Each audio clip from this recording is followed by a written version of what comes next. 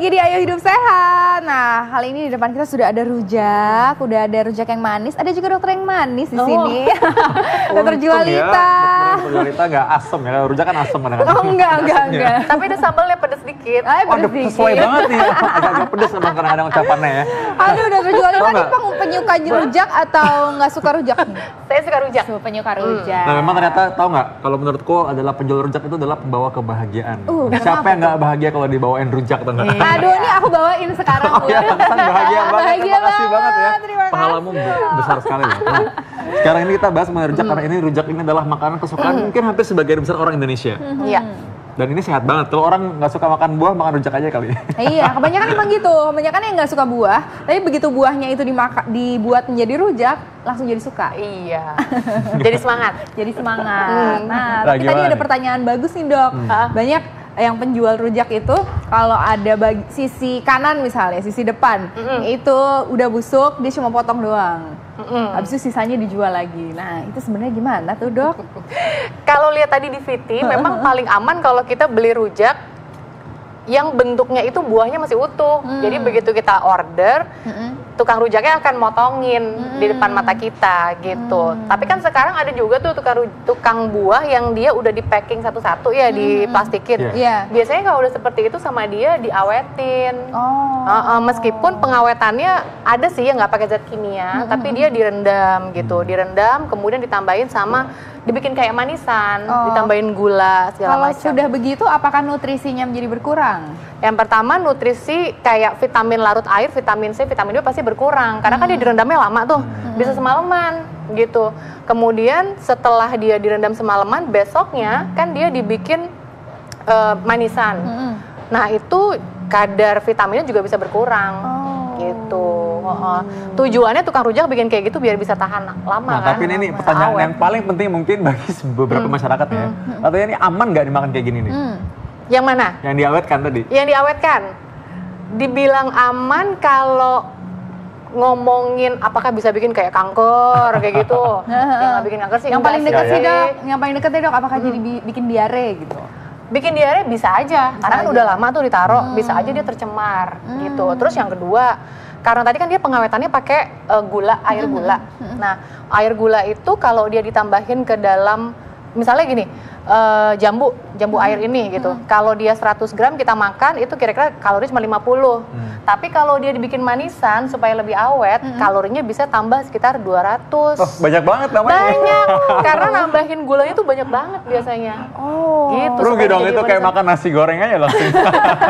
Memang rujak ya.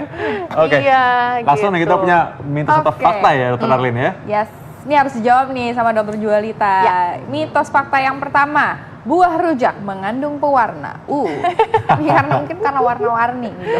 Mitos. Sebetulnya Mitos. nggak mengandung berwarna sih, tapi mungkin memang ada oknum yang dia membuat supaya warnanya menarik, warnanya bagus, ditambahin zat warna. Yang paling bahaya kalau zat warna tekstil, ya kan? Tapi kita bisa juga sih tahu apakah ini pakai pewarna apa enggak. Misalnya, biasanya yang paling sering diwarnain itu mangga, ya kan? Kalau dia kita cuci, kemudian air cuciannya itu berubah warna jadi kuning, ya pasti pakai pewarna. Oke. Jadi jangan cuci ya. Oh, bukan.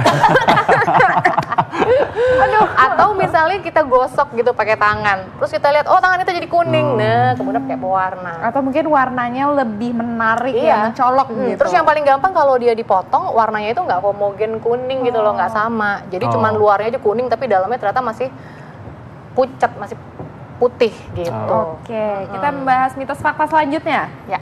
Ya nih. Buah rujak, nih katanya ada yang mengandung pengawet. Mitos atau fakta, Dok?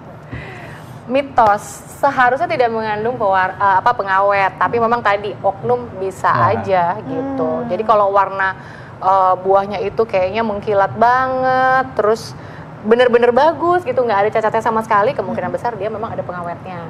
Atau yang kedua, dia ngawetinnya pakai dengan cara dibikin manisan, bisa juga, tapi bukan pakai zat kimia.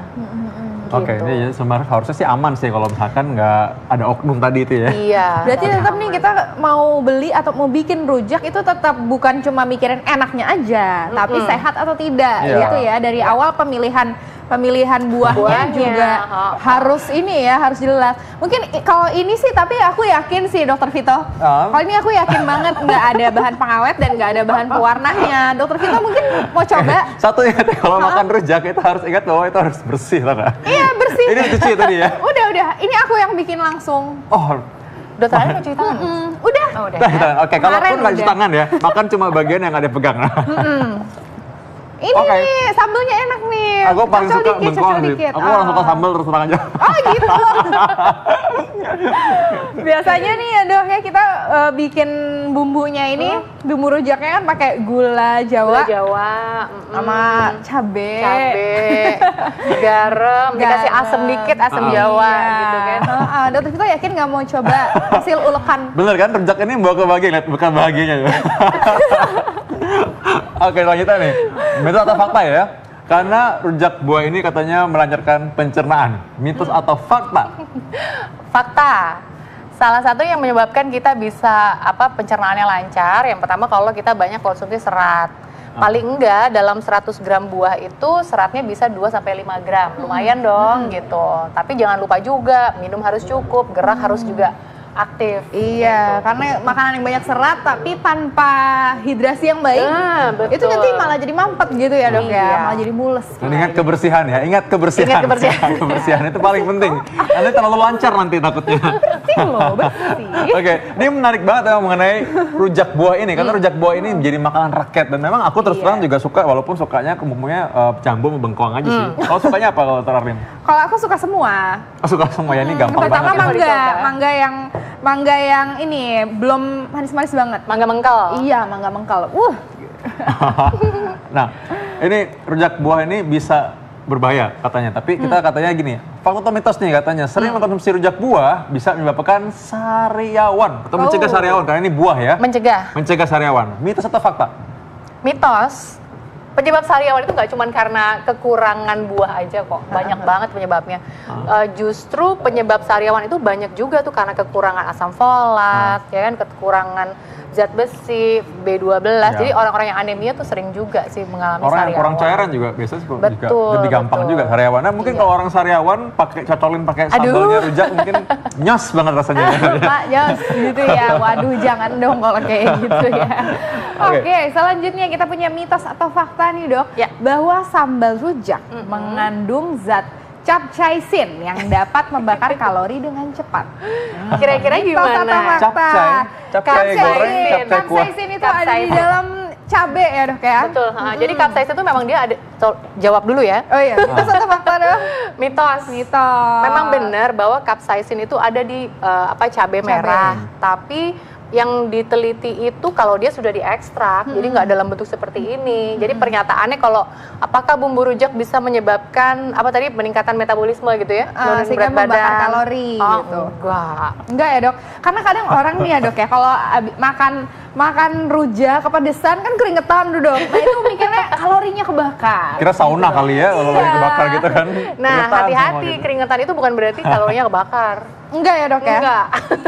Soalnya orang berpikir kalau ketika mereka lagi keringatan, mereka lalu timbang badan kok turun berat badannya gitu. Karena airnya banyak keluar. Airnya yang keluar, bukan lemaknya yang turun, ingat itu ya. Nah, itu dia. Walaupun sebenarnya capsaicin itu penelitiannya sih dia bisa meningkatkan pembakaran lemak. Tapi ya tadi masih dalam bentuknya ekstrak, nggak kayak gini.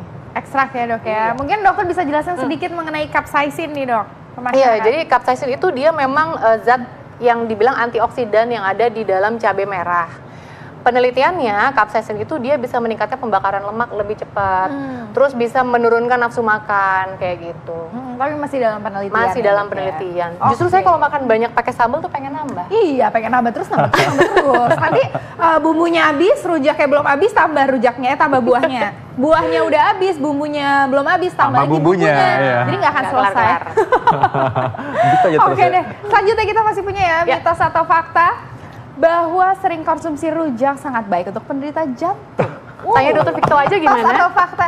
Gimana Dokter Vito? Tadi Dokter Vito udah cobain kan rujak saya. Ini mitos tapi mungkin benar kalau misalkan orang kalau sambil habis makan rujak mungkin dia nggak makan yang lainnya mungkin ya. Sambil olahraga jadi berat badannya tetap terjaga, tetap langsing gitu maksudnya. Tapi ya intinya sebenarnya sih enggak lah ya, enggak. Ya. kata-kata dokter Jualita, kalau makan tuh harus seimbang gizi, jadi nggak bisa makan rujak doang. Dan bukan cuma kurus aja masalahnya kan? Betul.